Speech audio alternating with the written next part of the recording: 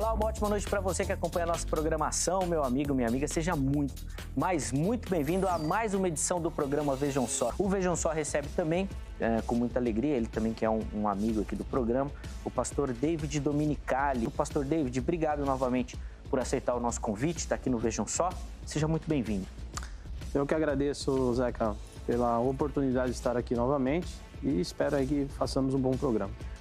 A matéria foi muito clara nessa questão também, de que a gente não tem uma proibição direta, específica, mas diante de todos os malefícios que o álcool causa na sociedade, não seria de bom termo, bom senso que o cristão não consumisse, nem moderadamente, o álcool?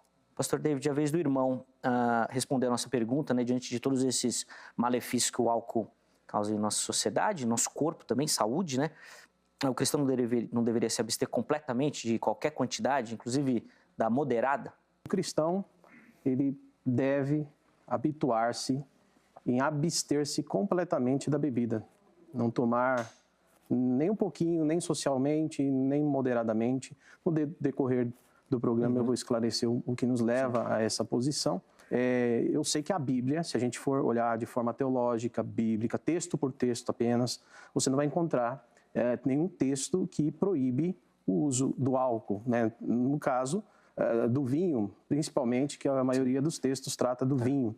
Inclusive, 1 Timóteo, capítulo 3, né, versículo 3, ali fala do bispo, né, as orientações que Paulo dá a Timóteo, falando sobre alguém que está na liderança, no pastorado da igreja. Ele não deve ter excessos, ele não deve ser dado a muito vinho. Então, ele não está proibindo o uso do vinho, mas ele está falando exatamente, não se exceda, tenha moderação, tenha limitação. E Efésios 5,18 vai dizer, não vos embriagueis, né? não consumam o vinho em excesso.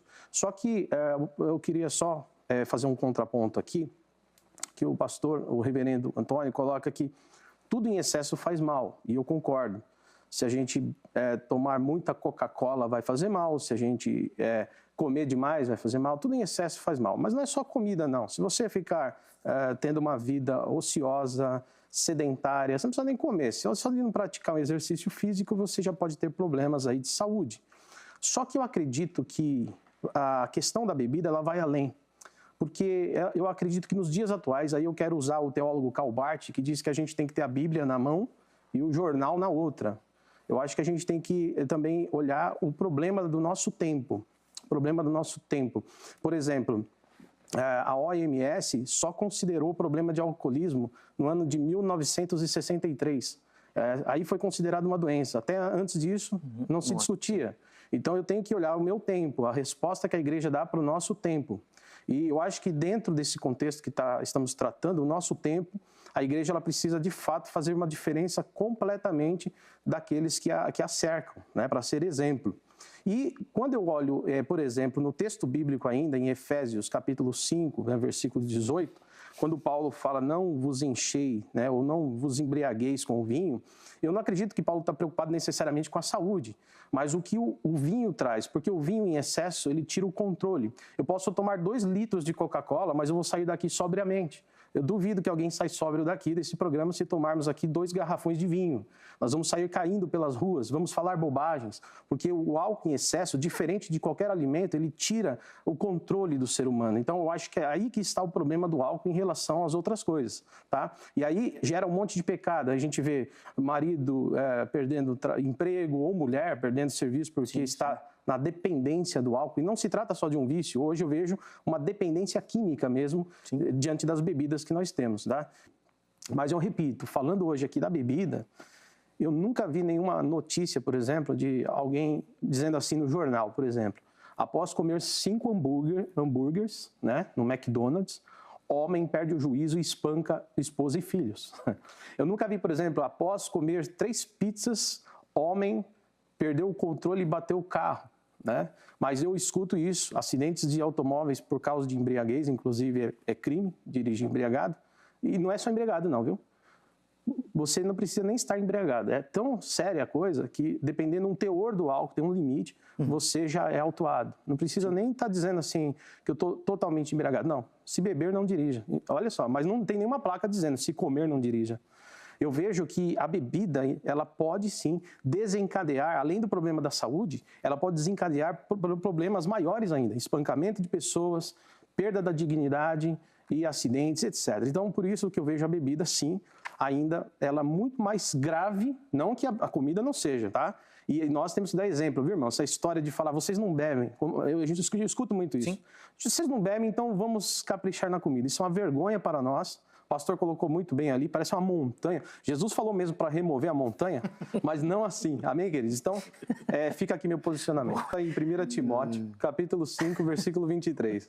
Mas assim, 1 Timóteo 5, 23, Paulo diz, olha, por causa das constantes enfermidades do seu estômago, né, que acontecem no seu estômago, você passa mal. Então, eu te aconselho a não ficar bebendo só água. E aí Paulo fala, então eu te aconselho realmente a tomar um pouco de vinho para cuidar dessas suas enfermidades. Então, a primeira coisa que eu chamo a atenção é que parece que não era costume de Timóteo beber vinho. Porque se Paulo aconselha ele beber vinho, significa que Timóteo, é por isso que eu brinquei que ele era da nossa igreja, sim. Né? Porque provavelmente ele só vivia de água. Bom, mas assim, mas lembrando que isso é muito bem colocado, o vinho, ele era assim, alimento, fazia parte da cultura, né, pão e vinho, inclusive, é símbolo até da Santa Ceia, né, Eucaristia, enfim. Mas foi muito bem colocado aqui. Cada coisa dentro da sua cultura, né, do seu momento histórico, isso é importante. Por isso que eu digo que a igreja é uma resposta também para o seu tempo. E falei que, no começo já que Karl Barth, é um teólogo que eu cito aqui, disse que a gente tem que ter a Bíblia numa mão e o periódico, o jornal na outra, para a gente ver os problemas. E naquela época não tinha nenhuma organização de saúde que colocasse a bebida com um problema, nem mesmo o alcoolismo, né? A dependência química ou coisa assim. Até porque eu vou falar um pouquinho depois sobre a Revolução Industrial, sobre o teor, a quantidade de álcool que é inserida nas bebidas após a Revolução Industrial. Então, são contextos diferentes. Agora, a bebida naquela época, ela servia também, o álcool que tinha na fermentação natural do vinho, né? Ela podia, de certa forma, matar ali, né, de repente, os micróbios, os germes que tivesse ali no estômago, fazendo alguém passar mal, porque a água, de fato, como foi colocado aqui na matéria, ela não era uma água muito limpa, né? Aliás, não era quase nada limpa. E então o álcool que havia no vinho ajudava a combater isso aí, tá? Agora, hoje, eu não preciso mais usar a bebida para esse tipo de problema, porque hoje eu tenho medicamentos, né? Eu tenho hoje água tratada, eu já não precisaria mais disso aí. Então, só pontuando aqui o que é, né, ali naquele momento, mas hoje não dá para a gente dizer hoje, eu bebi um álcool ali, eu tomei um trago ali por causa do meu estômago. Não, hoje você tem outros tratamentos. Não cabe mais, tá? Então, estamos no outro tempo. Derrubou uma meia dúzia que estava com essa desculpa. Muito bom. Também aqui eu anotei uma matéria do Expositor Cristão, do dia 30 de janeiro de 2013. O Expositor Cristão é um meio de comunicação, uma revista, né, um jornal da Igreja Metodista. A Igreja Metodista, ela é inicialmente, ela é formada, né, por John Wesley, que aí é onde eu vou chegar na questão da Revolução Industrial. O alcoolismo é uma doença, é um problema, tá? E o John Wesley, ele teve esse problema porque pessoas começaram a cair pelos cantos, famílias começaram a ter problemas, e ele viu isso como algo de Satanás. Veja bem, ele olhou e falou, isso é uma coisa do diabo. Então ele disse o seguinte, para eu romper com isso aqui, não dá mais um moderadamente. Não é uma questão só de liberdade cristã. Agora eu preciso agir de alguma forma que a gente venha romper, porque entre nós tem os fracos e os fortes. E não está escrito na testa quem é fraco, quem é forte. Então eu, por causa do meu irmão, por amor ao meu irmão, eu me abstenho, ainda que eu seja forte para isso.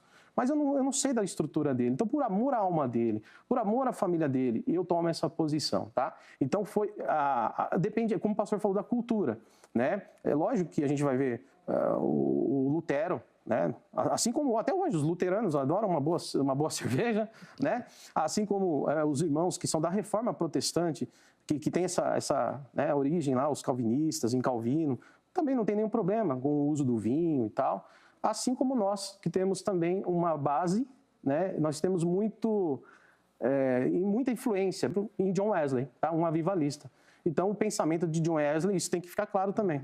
Né? Se é Lutero que influenciou o pensamento daquela igreja, ela vai. Se é Calvino, agora se é John Wesley, por exemplo, e nós, né, temos essa herança do pensamento wesleyano. Tá? Então, nós vemos hoje também uma resposta para a sociedade é a gente fugir. Eu só quero completar, para não tomar mais tempo, mas a gente fala assim de perigos, né? Veja bem, se tem um buraco bem grande, o que eu faço? Eu fujo mais longe, eu me afasto desse buraco o quanto eu puder. Porque se eu ficar rodeando, ficar andando em torno do buraco, não, eu ando em volta dele, mas não sou louco de descer lá. Mas você fica andando em volta dele. Uma pessoa que fica andando em volta do buraco, ela uma hora pode cair nele. Então a ideia é, corra desse buraco o máximo possível. É assim que a gente entende a bebida. Para não ficar... Porque talvez eu não seja alcoólatra, mas às vezes o meu filho tem esse problema. E ele aprendeu a beber comigo. Talvez eu levei a desgraça para ele, na minha casa. Sim. Tá? Então a gente foge desse mal o máximo possível. Vou começar com a pergunta do Renato, e o pastor David vai poder comentar então. Renato.Fernandes. Isso, Fernandes 7. Ele fala o seguinte: se o cristão oferecesse exemplo no uso moderado e com boa conduta da bebida, não seria um bom testemunho para essa sociedade que exagera no consumo? Não seria, pastor David? Sim, ele seria um bom exemplo, bebendo moderadamente, certamente, mas ele será um exemplo maior ainda se ele não beber nada. Minha resposta ao Renato aí. É igual usar uma maconha moderadamente. Usar um pouquinho de cocaína. Você sabe que tem motorista aí? Eu quero até falar aos irmãos aí que trabalham com isso, cuidado, viu, irmão? O vício começa assim, eu falo de brechas, né? Sim, sim. Eu vejo igual a lei, sabe, irmãos? A lei, principalmente a lei brasileira, é cheia de brechas.